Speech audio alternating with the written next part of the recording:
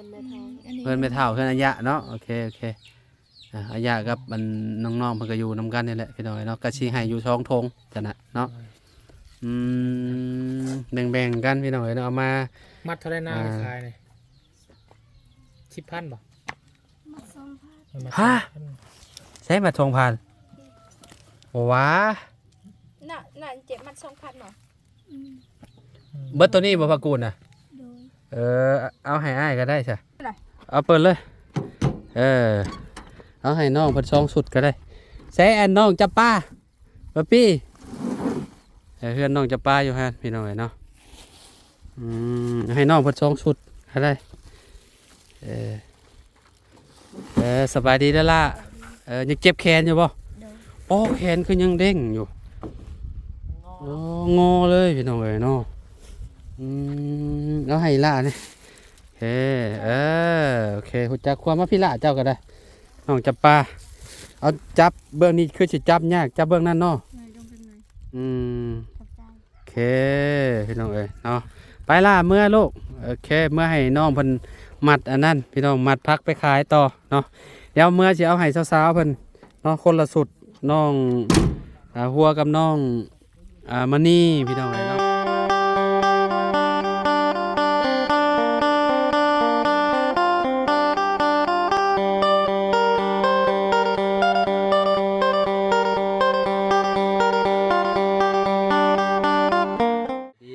สวัสดีพ่อแม่พี่น้อง FC บัสสุขุสุคนเนาะบ่ว่าสิอยู่ในและกระต่างประเทศเด้อพี่น้องมาพบมาพอกันเนาะกับเฮาคือเก่าคือเดิมเพิ่มเติมคือเนาะเข้ามาหาพอตู้ปืนเก็บพี่น้องเนาะเรียกว่าพอตู้มีเมียเด็กกันเลยพี่น้องเนาะแต่ว่าเข้ามากับบ่เห็นทางพอตู้น้อยเพิ่นเลยพี่น้องเนาะจักเพิ่นไปใส่เนาะเดี๋ยวมาถามน้ำลูกน้ำเมียเราก่อนพี่น้องเนาะพอดีว่าเขามาเฮือนน้องอ้อยแล้วได้พี่น้องเนาะบ่ได้ไปเฮือนหลังนั้นเนาะเพราะว่าน้องอ้อยเพิ่นมาเลี้ยงลูกอยู่เฮือนพ่อเฮือนแม่เพิ่นเนาะเอาโอเคเดี๋ยวเข้าไปหาทางน้องอ้อยเพิ่นพี่น้องโดยพี่น้องเนาะชุมน้องๆเพิ่นเนาะสบายดีเนาะเอาสบายดีเด้อน้องเด้อน้องอ้อยพี่น้องเนาะคนน้อยน่ะคืออันน่ะแท้นี่เอาเล็บขูดหน้าตัวเองประยักกันนี่เนาะเจ้าว่าคือไผหัวคือพ่อหรือคือแม่จะได้เบิ่งคลิปอยู่บ่คลิปประตูปืนแกมหาได้คือไผเอาเบิ่งมาเบิ่งตัวจริงเลยคือไผซะเอาดอกไปไหนแม่เอาอันนี้ออกก่อนให้เด้เบิ่งคือแม่เขาว่าเนาะผู้ชายคือแม่เจ้าว่าได้น้องมันนี่หัวนี่คือพ่อหัวนี่ฮะหัวคือพ่อเจ้าหัวคือพ่อบ่ผัวไปใช้ก่อนล่ะอ้อยไปตึกเบ็ดเราไม่ได้อยู่ซื่ออะไรถูกเนาะเราไปแต่จังโมงนี่น้องเราหากับไปตอน1 โมงก็มาบ่ทันซะเนาะปกติเรามาจากโมง3 โมงแล้วเด้3 โมงแล้วเด้3 โมงกว่าแล้วเด้ถ้ารับบ่ได้แล้วก็น่าสิมาเนาะตอนเช้าเราเห็นหยังซะเราอยู่เฮือนมื้อนี้อยู่เฮือนอยู่เนาะอยู่พุ่นบ่น้องหัวสิได้เห็นประตูผิดวักเลยตั้งใจสิบ่เราไปตัดน่ะบ่ผมนวดเด้โอเคคือสิรอขึ้นกว่าเก่าอยู่บัดนี้เนาะเราไปตัดอยู่ไสหาน้องเราไปตัดอยู่ตลาดอยู่เซโปนพุ่นนวดได้ใช่นวดมีโรคไห้นวดแล้วลกเองต้องเอาเงินจ้างแล้วนะเราจังลกซกเบกเรานี่เนาะแม่นบ่ซกเบกบ่ซกเบกซอกเบกซอกเบกซอกเบกพี่น้องเนาะนวดเนาะภาษาน้องหัวสิห้องซอกเบกพี่น้องเนาะเท่กว่าเก่าว่าวันนี้นะพ่อตู้นะเราย้อมผมน้ำบ่อ้อยย้อมผมดำบ่อ๋ออยากเห็นเด้บ้านพ่อตู้เอ้ยมาไวๆเด้อใครถามมึงใช่โมเมนต์เรามาแล้วบ่เราบ่ได้โทรศัพท์ไปนำบ่น้องบ่อ้ายค่อยไปตามเรามาไปนำแล้วล่ะบ่ เคโอเค โอ้ยสิได้เบิ่งตัวจริงแล้ววันนี้สิได้เห็นแล้ว ครับเบิ่งนำกันพี่น้องไอ้น้องหัวก็นอนไปแจกเครื่องมาแล้วก็มาพี่เลยพี่น้องเนาะพอดีว่าบ่าวจันเพิ่นมาแจ้งน้องอันนี้บ่น้องหยังน้องจันบ่แล้วชื่อจันหรือว่าน้องนี่ก็ได้ น้องจำปา น้องน้องจำปาแล้วว่าน้องจันจ้ะดอกน้องจำปาพอดีว่าสิพาไปห้องหมอบ่ แม่ อิหยังประมาณนี้นะพี่น้องไอ้เนาะ มาโรงหมอมาอื่น นัดกันเนาะเพราะว่ามื้อนี้น่าสิบ่ทันเพราะว่ามันค่ำแล้วพี่น้องไอ้เนาะน้องหัวจะว่าจักเดือนนี่ทายมึงดูน้องคนน้อยนี่ ส่งเดือนปลาย เอาแสดงว่าเจ้า FC ได้ FC เด้นี่เจะเบิ่งคลิปเด้นี่ แม่นบ่ แม่น2เดือนกว่าน้อยเนาะสิฮอด3เดือนแหละเออ มื้ออื่นก็เดือนดับมื้ออื่นก็3ปี3เดือน เอาแม่นบ่ เลย 3 เดือน3 เดือนเนาะพี่น้องเอ้ย น้องมันจอยลงเนาะเมื่อหาตอนnàoตอนยังบ่มีลูกนี่ตุ๋ยเนาะซ้ำมาหัวนี่ จ้อยตอนเคยเกิดลูกเพราะว่าเลือดลาย เชียร์เรือหลายเนาะมีแต่บำรุงเอาหั่นแหละเนาะแต่ว่าเฮาเสียเลือดหลายเด้พี่น้องเอ้ยอีกอย่างหนึ่งคนน้อยนี่กินนมพงแล้วนี่เนาะ เลย บ่ได้กินนมแม่พี่น้องเอ้ยเนาะก็เราบ่อยากบ่อ้อย บ่แม่นเรากินนั่นแหละหักออกเราบ่อยากกิน อืม คือ กินนมแม่เลยแบบว่าบางคนก็บ่ถึกเนาะ บ่ได้ มันบอก แต่ว่าเรา บ่อยากกิน ให้กินนมผงกับบ่กิน เอาเฮ็ดแนวใดบัดนี้ กินแต่ข้าวซื่อๆจนเราใหญ่นมหันเรา นมมีหยังเนี่ยเราก็บ่กินลูกเจ้าน่ะ แม่น กินแต่ข้าว แม่นกินข้าวแล้วนมข่อยมันเป็นบางมื้อกิน เออ แต่อยังน้อยหันบ่ได้กินเลยแต่ซำนี้เรากิน อันนี้เพิ่นบ่สบายบ่นี่เนาะ อยู่ เพิ่นบ่อยู่ดีปานใดดังเราก็ถือว่าดังโมเนาะดังโด่งเนาะอืม บ่คือดัง ไปเสริมเมา มีเงินไปใช้หาเงินซื้อข้าวกิน เออ หาเงินซื้อข้าว เสริมดังนี่ก็เท่าใดล้านพุ่นได้นี่เนาะ อืม เอาไว้ซื้อข้าวดีกว่าเนาะมันมีหูหายใจก็พอแล้วพี่น้องเอ้ยเนาะบ่ต้องอันนี้เอาอิหยังมากมายดอกเนาะ รีบมาเป็นดังหมู อืมใช่ อย่างงามลายจังเลยเขาเสียอันนั้นญาติกันก็คือ เออ ว่าดังข่อยหักเป็นดังหมู คือเจ้าว่าดังยาวเป็นดังหมู คือดังหมูเลย โอ้ โอ้ยมันก็ธรรมดาอยู่บางคนแฮงกลัวเฮาก็มีเนาะน้องหัวเนาะอืม ลายจังเลยเพราะว่าตีกัน อืม จะได้สิสงกรานต์ โอ้ยแล้วว่าประตูมาซะดอกนั่นแหละพี่น้องเอ้ยเนาะกับมาบ่ได้พ่อเราซ้ำเนาะจัก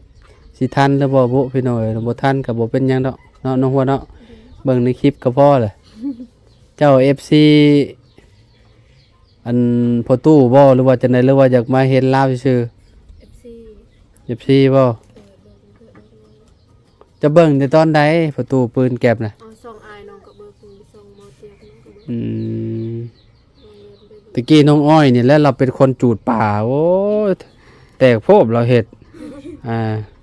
แล้วน้ำมงเฮือนเราได้เราทางยามนี่บ่อ้อยสิว่าเจ้าจูดนะเนาะยามนี่ได้เนาะยามเดือนเมษาบ่หรือว่ายามใดเขาเจ้าไปใช้นะครับ สวนครับที่เขามาดูด ส่ง สวน ละมันลดจอกเขาเฮ็ดนา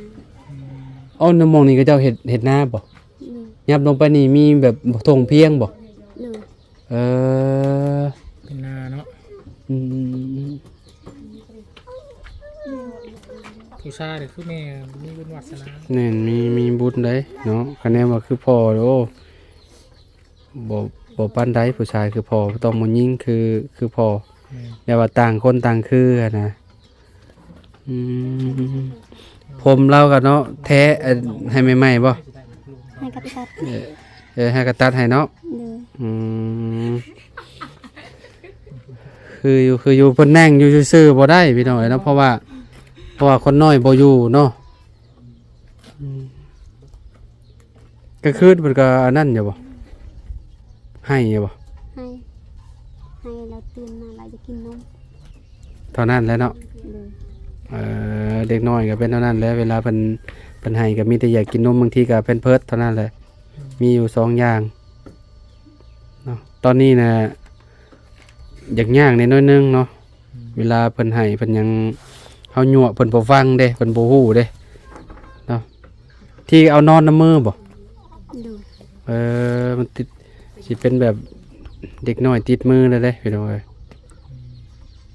เจ้าบ่ได้ใส่ถุงมือให้คนบ่จ้ะน้อง บ่ เอาสมมุติว่าน้องเพิ่นใหญ่นี่เจ้าก็สิไปอยู่พุ่นบ่ไปอยู่เฮือนน้ำพัวบ่ โดย อันนี้คือยาวอยู่นี่จ้ะ มาเลี้ยงลูกอยู่นี่ก่อนเนาะ น้อยเอามือเพิ่นบ่ได้ อืมต้องให้น้องเพิ่นจักปีจังเอามือพุ่นเด้อจะไปเลี้ยงอยู่พุ่น 5-6 เดือนก็เอามือ อืม แบบใดก็ 5-6 เดือน 5-6 เดือน อยู่อีก3 อ๋อ เดือน ตอนนี้ก็ 5เดือนแล้วก็6 เดือนแล้วเอามือไปอยู่ เอาบ่ฮอดปีเนาะมาเลี้ยงอยู่นี่ประมาณ5-6 เดือนก่อนเนาะ โดย อืมต้องซ่อมแซมเพื่อนก่อนได้เพราะว่ามันสิฮอดยามพ้นเด้อเด้ อยู่แล้วหา ฝนตกก็มาพบอยู่นี่แดดแล้วก็มือพุ่น อืม เมื่อนั้นพ่อตู้ว่าสิซ้อมบ่บ่ฮู้ว่าแล้วสิ เป็ด เพราะอ้ายว่าไปถามสังกะสีเบิ่งว่ะ อืม พอมื้อนั้นมอบเงินให้เราเลยเด้ให้พ่อตู้เพิ่น จะบ่เห็นเราไปซื้อ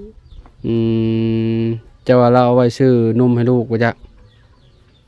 ออฮึ เพราะว่ามีทางอ้ายใหญ่ใจดีเพิ่นนั่นแหละเพิ่นว่าเรื่องเฮือนเรื่องซ่านเล่าคันว่ามันบ่แพงเกินไปก็สิซ่อมให้เลาเพิ่นว่าหั่นนะก็ต้องจ้างอะจ้างให้กับเจ้าเฮ็ดให้เนาะเพราะว่าเราขึ้นมาไวอยู่แล้วเราอันเฒ่าแล้วพี่น้องเอ้ยเนาะขึ้นหลังคาก็จะว่าสั่นทดบ่จักเนาะ โดย ผู้เฒ่าเนาะ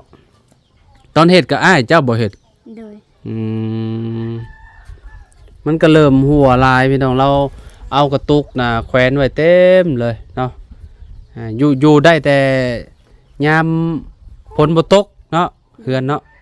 อันนี้ฮอดยามฝนนี่ฝนตกดูก็อยู่บ่ได้แล้วน้องอ้อยกับดูนะพี่น้องเอ้ย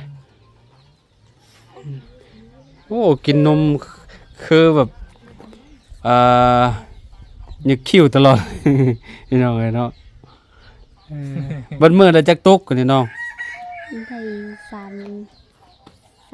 3-4 ตุ ลูกเจ้านี่ได้ โดย เออกับบ่เปลืองบ่ได้เพราะว่ามันบ่ได้ใหญ่บัดนั้นน้อยๆนึงพี่น้องเอ้ยเนาะอืมรอพอตู้เพิ่นมาก่อนจ้ะพี่น้องเอ้ยเนาะจักสิเห็นเพิ่นหรือบ่ชงดอกเขาว่าบ่บุญก็ ซื้อนะเขาขึ้นที่ไปเช่าอยู่กันเลย ฮะที่เจ้าเว้าบ่ในความฝันน่ะบ่ยังซึมอยู่บ่อืมน้องอ้อยเนาะปีนี้อายุเท่าใดก็ฮอด17แล้วบ่ โดย 17 ปีน้องหัวเท่าใดน้องมันนี่ก็ประมาณ19 18ปลายๆเนาะเอาสูสีกันแต่ว่าเพิ่นสิรุ่นน้องเนาะน้องอ้อยพี่น้องเอ้ยเนาะอืมคนน้อย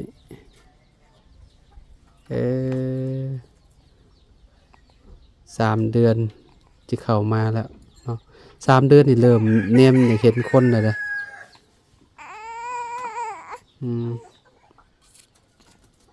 เอารอประตูเพิ่นมาก่อนหน้อยหนึงเนาะอันนี้บ่มาเลยกับพากันออกแล้วเฮาก็ได้พี่น้องเอ้ยไปพี่น้องเอ้ยเนาะ ผิดหวังนะ ผิดหวังแล้วสิเห็นประตูพี่น้องเอ้ยเนาะ FC เนาะ คือ ตามหาหดเพื่อน คือสิบ่ได้พ่อเลยเนาะ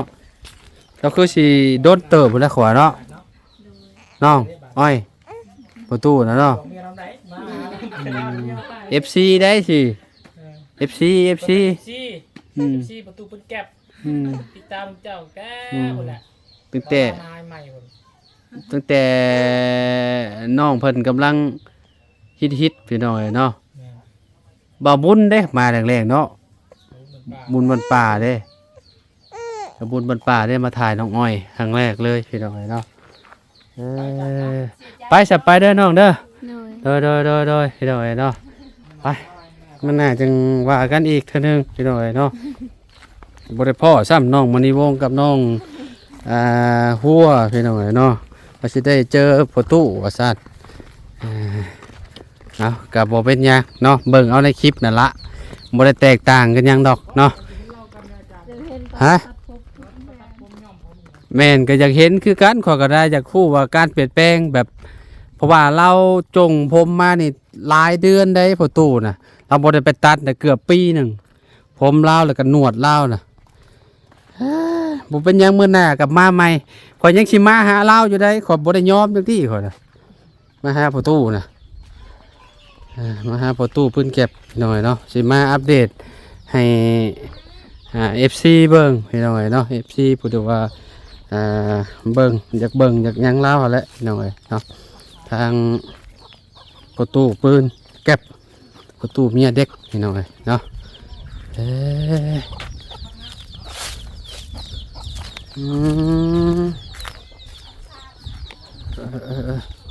เพื่อจะเอาไป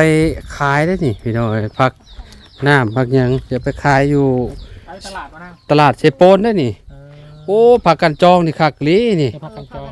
อ๋ออันนี้พักกูดพี่น้องเอ้ยสดๆเลยเนาะ พักกันจอง ไปเก็บมาเมื่อนี้เลยบ่ละโอ้พี่น้องเอ้ย นี่ เนาะ การทงยังชีพมาแล้ว ใช่มีแม่นแล้วสิเอามาให้เพิ่นอยู่นี่มีบ่มีแต่ให้น้องเพิ่นตามไปพุ่นแหละตามไปรถพุ่นไปเอาอยู่รถพุ่นเด้ออ้ายมีธงยางชีพให้เด้อก็คือเจ้าเป็นพี่น้องกันบ่นี่เอาเฮือนหลังเดียวตัวนี้ซะหลังนี้เด้ซะน้องเพิ่น ในดมยายังแม่น เพิ่นไม่เท่าเพิ่นอายะเนาะโอเคอายะกับมันน้องๆเพิ่นก็อยู่นํกันนี่แหละพี่น้องเนาะก็สิให้อยู่2ธงจังนะเนาะแบ่งๆกันพี่น้องเนาะเอามา มัดเท่าไรหน้าขายเลย10,000บ่ ฮะใช้มา2,000โอ้ว้า น่ะเจ็บมัด2,000เนาะ เบิดตัวนี้บ่พากูลน่ะเอาให้อ้ายก็ได้ซะเดี๋ยวอ้ายเอาเอาใส่มีธงบ่ บ่จะลองยังอ่ะเอาเจาะในยันอันน่ะ ธงก็2,000กีบนี่พี่น้องเอ้ยเนาะว้า2,000กีบ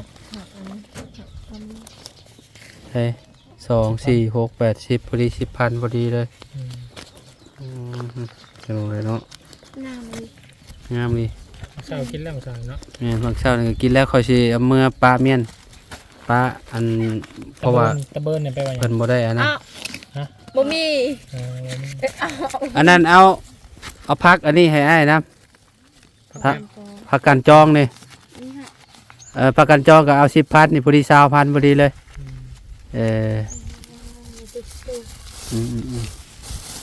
อะล่ะอ่ะเลยให้น้องเลยเนาะกลับจากเฮือนประตูก็นี่แหละมาแวะน้องๆเพิ่นอยู่นี่แหละพี่น้องเนาะก็มาชื่อพักอันนี้ไปถือว่าถึกเนาะมาบุญเนาะปักหลายๆนะพี่น้องเนาะใครจะพาไปตลาดย่างไปนี่โอ้ ย่างไปเซโปนหมดติไกล ชั่วโมง ไป ย่าง ตลาดเซาบ่ โอ้ไปตลาดเช้า ไปตลาดเช้าแต่4 โมงพุ่นก็ถือว่าใกล้อยู่ได้ย่างไปย่างไปทางนี้บ่ทางครัวนี่บ่นะ เรื่องอย่าตะยัก ลึกนี่ป่ะแต่ ป้าพี่น้อยดุใด ยึดเตียงได้ทะลุ นี่แหละ มายึดเตียงได้ทะลุ คนแบบนี้แหละนะสนับสนุนพี่น้อยเนาะแม้ว่าเพิ่นเนาะบ่ได้อยู่บ่ได้เช่าชื่อหยังก็ล่ะ นางเลียเจ้าเด้ นางเลียนางเปียนางเปียนางเลียอ๋อน้องคนหนึ่งฮะบ้านหยังที่ว่าชื่อน้องหยังน้องเลียได้เนาะ นางเลีย อันอยู่บ้านหยังบุ บ ไปเมืองนองน่ะ เพิ่นมาพัวอยู่บ้านนี่แกงไข่ดิ ตอนนี้อยู่บ้านเกียงไข่ตอนนี้น่ะ แม่น ได้ลูกแล้วเหรอวะ ให้ลูกอ่ะ โอ้เอาสาวๆอันพากันมัดเอาแน่เนาะสิไปตำบักหุ่งคักได้หัวเอ้ยอันนี้น่ะพากันจองนี่ อันนี้ค่ะ แม่นกินกับตำบักหุ่งน่ะโอ้สุดยอดเลยเด้นี่เมื่อนี้มีอยู่ว่าบักหุ่งในต้นแล้วนะ มีอยู่ อยากอยู่ขอสิตำกินก่อนตำบักหุ่งใส่มะกอกเอ้ยพี่น้องเอ้ยคนหมักเท่านั้นให้สิกินได้พากันจองนะครับตำบักหุ่งนะ อืม ลวกกินก็แซ่บคือกันหรือว่าเผาอันใช้ไฟนะล้นๆนั่นนึงแล้วก็กินก็ อัน ข้าว นี้ค่ะ นี่ได้เบิดน้องเอ้ยแกงใส่อิหยังใส่ปลาก็ได้มั้งผักกันจอง แล้วแต่คุณว่า เออ ให้กับบ่มักขึ้นกับบ่กินเนาะ แม่นๆคนแล้วแต่คนนะถ้าคนมากินก็กินได้ อืม นายมุมัดมาละอัน บางมัดห้า จองมัดเฮ้ย เอา2 มัด2 มัด เอาแบบใด 2 มัด5 4มัด10 4 มัดพอดี 10,000เลือกเอาอันเอาเป็นแบบนั้นน่ะเป็นดอกนะหัว นี่ ให้นะเป็นดอกแบบนั้นแหละโอเค ยังมัดหนึง ไปเก็บไก่บ่ล่ะ ไก่ ไก่เนาะ เป็นดอกมันเหยมันทำไม ยังมวยเม็ด เพื่อสิไปขายอีกพี่น้องเอ้ยเพื่อสิเบิดอยู่เชโปนบ่แต่ละมื้อเบิดบ่ไป มด เบิดเนาะ เอาบัดก็คล้ายเล่ไปได้เนาะ อืมบ่เบิดก็ขายเลยไปเลย ที่มันอันจมจริงเลย พักจากธรรมชาติบ่ได้ใส่สารเคมีพี่น้องเอ้ยเนาะหากินแบบโอ้ยตามห้วยตามห้องไปพักอันนี้ก็อยู่แถวห้วยแถวหยังได้นี่พักนี้เนาะพักกันพักกูดนี่พี่น้องเอ้ยเคยไปอยู่ตอนนั้นกับเบาไล่น้องบุตรตอนนั้น ไปแถวห้วยเลาะเก็บไปเลยผักกูดนี่เธอเดียวเลยพี่น้องเอ้ย อืม บ่ใช่ได้นี่คะแนนว่ายามน้ำท่วมนะหากินยากผักอันนี้นะเพราะว่าน้ำท่วมเด้มันตายเบิด อืมน้ำแรงมันชื้นเย็นเนาะ แม่นยามแรงมันสิโป่งหลายอยู่เห็นบ่เฮาซื้อของเช้านั้นน้ำนองอันนั้นนะ อืม น้ำนองสร้างน้องหยังนะ แม่น เออผักกันจองน้องหัวมากกินอยู่บ่บ่ค่อยมากบ่ มันคม โอ้ยขมเป็นยา แล้วขมบ่ได้ขมแห้งอะกินได้อยู่ข่อยน่ะคะแนนแห้งๆขอกินบ่ได้ผมขมพอดีอันอำลำอยู่หั่นน่ะ เพื่อมี โอเคไปบ้านนี้ไปน้องไปอันนั้น ไปโอนเนาะ ไปผู้ไปเอาถุงยังชีพน้ำไม้ผู้ไปให้ผู้ใดผู้หนึ่งไปก็ได้ดอกนี่สิให้หลังคาอายะกับหลังคาเฮือนหลังนี้แหละพี่น้องเอ้ยเนาะนี่สมควรเอาให้เพิ่นเนาะแต่ว่าเพิ่นน่าสนับสนุนนะเนาะพี่น้องเอ้ยเนาะไอ้ก็สิเอาให้น้องจำปานํพี่น้องเอ้ยเนาะน้องจำปาจากสุดหนึ่งเนาะโอ้ครั้งแรกได้ชุบเจ้ามาหมู่บ้านนี่เนาะแม่นบ่บ่เคยเข้าจักเทื่อบ่อยู่ มีทางเข้ากับบุคคลขาย อยู่เซโปนซื่อๆเนาะบ่เคยเข้าเนาะคิดว่าบ่มีหมู่บ้านคนเนาะอยู่ในเนาะเข้ามานี่คือแบบมีเด้พี่น้องเอ้ยเข้าไปอีกมีอีกได้หัวเข้าไปข้างในสุดน่ะมีบ้านคนอีกได้ มัน พิษวางซ้ำหนังหัว เอาไปทางหน้าหรือว่าทาง นี่แหละไว้อยู่ในนอกนี่ก็ได้ มันบ่เหี่ยว อ่ะน้อง ยันมันเหี่ยว อาจจะมันเหี่ยวปะ แม่น หัวนี่แหละ เอาเปิดเลยเอาให้น้องเพิ่นซองสุดก็ได้แซ่อันน้องจับป้าป๊าปี้เพื่อนน้องจับป้าอยู่ฮะพี่น้องเอ้ยเนาะให้น้องเพิ่นซองสุดก็ได้สบายดีเด้อล่ะยังเจ็บแขนอยู่บ่โอ้แขนคือยังเด้งอยู่งอเลยพี่น้องเอ้ยเนาะเอาให้ล่ะนี่ เออโอเคฮู้จักความมาพี่ละเจ้าก็ได้น้องจับปลาเอาจับเบื้องนี้คือสิจับยากจับเบื้องนั้นเนาะ นายต้องเป็นไง อืม ขอบใจ โอเคพี่น้องเอ้ยเนาะไปล่ะเมื่อลูกโอเคเมื่อให้น้องเพิ่น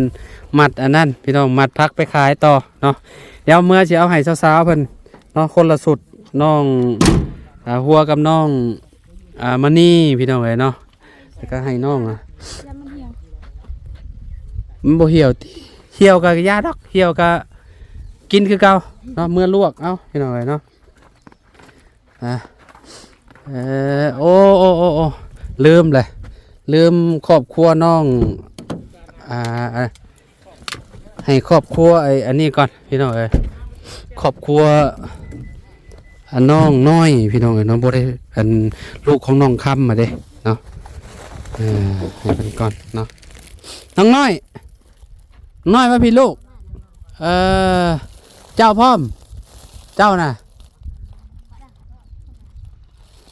มาสองคนเลยใหญ่เป็นเช้าแล้วลูกอ่ะ ใจ โอเคแม่โทรมาอยู่บ่ โทร โทรอยู่เนาะลุงคำมันโทรมาอยู่พี่น้องเอ้ยเนาะ FC ลืมแล้วจักแม่เจ้าน่ะไม่ได้ออกกล้องแต่เฮิงเลยพี่น้องเอ้ยเนาะอะล่ะโอเคพี่น้องเอ้ยเนาะพูดเฮือนเราก็ได้